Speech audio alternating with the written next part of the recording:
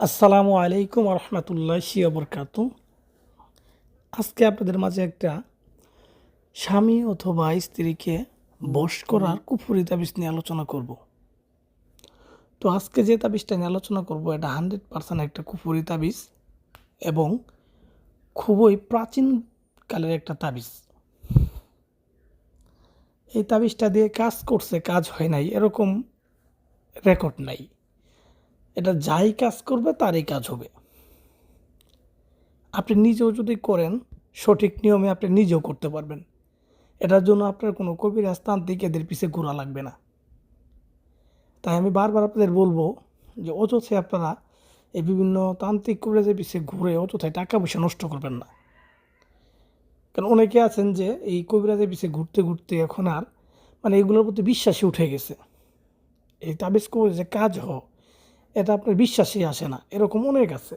অনেকে আমাকে বলে যে বাবু ভাই, আমি তো এরকম অনেক কবিরাজ তান্ত্রিকের পিছিয়ে ঘুরছি, প্রত্যেকে একই কথা বলে টাকা নেওয়ার পরে যে এই সমস্যা এই সমস্যা, শরীর বন্ধ, নানান সমস্যা বলে আসলে কাজ করেই দিতে পারে না। আদৌ কি এগুলা কাজ করে? তা তখন আমি বুঝি যে ভাই আসলে আপনার তো এগুলোর প্রতি বিশ্বাসই উঠে গেছে। তো যাদের বিশ্বাসী উঠে গেছে তাদেরকে বলবো যে আপনারা আর এসব কবিরাজের বিষয়ে ঘোরা লাগবে না। আপনারা নিজেরাই আমার দেখানো এই তাবিজটা দিয়ে নিজেরা একটু কাজ করবেন, কাজ করে দেখবেন আসলে কাজ হয় কি না। কিন্তু আপনাদের আমি বলবো, আপনারা যেহেতু নতুন, কারণ পূর্বে যদি কাজ করে থাকেন তাহলে একবার করলে এই কাজটা হয়ে যাবে। আর যদি আপনি নতুন ফার্স্ট টাইম করে থাকেন তাহলে আমি যেইভাবে বলবো আপনি ওইভাবে করার চেষ্টা করবেন। নিজে অতিরিক্ত কিছু করবেন না, তাহলে দেখবেন আপনাদেরও হবে। এটা আপনার যে কোনো ছেলে অথবা মেয়েকে করা যাবে, বিবাহিত অবিবাহিত উভয়ের জন্য। স্বামী স্ত্রীর জন্য করতে পারবেন, স্ত্রী স্বামীর জন্য করতে পারবেন। এরা কিন্তু প্রেমিক প্রেমিকার ক্ষেত্রেও কাজ করবে, কোনো সমস্যা নেই। কোনো ছেলে মেয়ে যদি আপনি বশ করতে চান, ছেলে হয়ে যদি ছেলেকেও বশ করতে চান তারপরেও কাজ হবে, এটা কোনো সমস্যা নেই। কারণ এটা একটা 100% পিওর একটা কুফুরি বিদ্যা। তো যাই হোক, আমি আসলে কথা বাড়াবো না।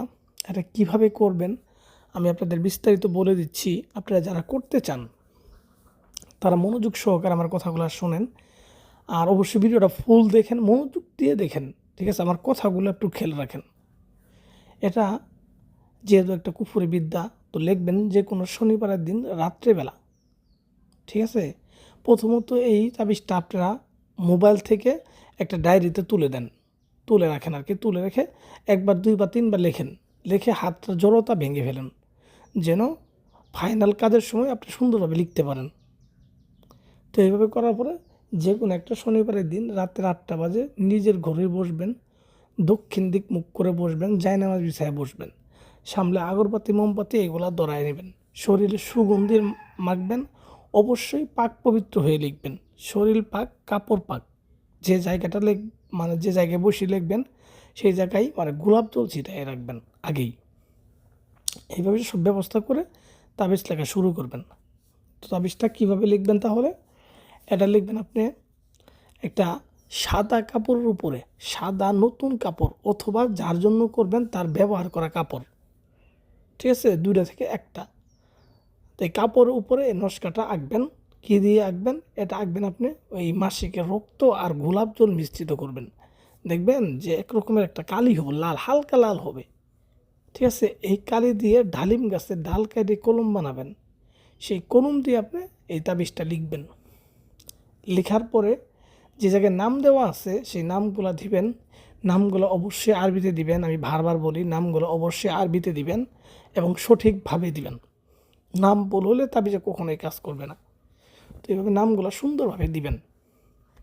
দেওয়ার পরে আপনার একটা তাবিজে লিখলে হবে, একটা তাবিজে লিখবেন।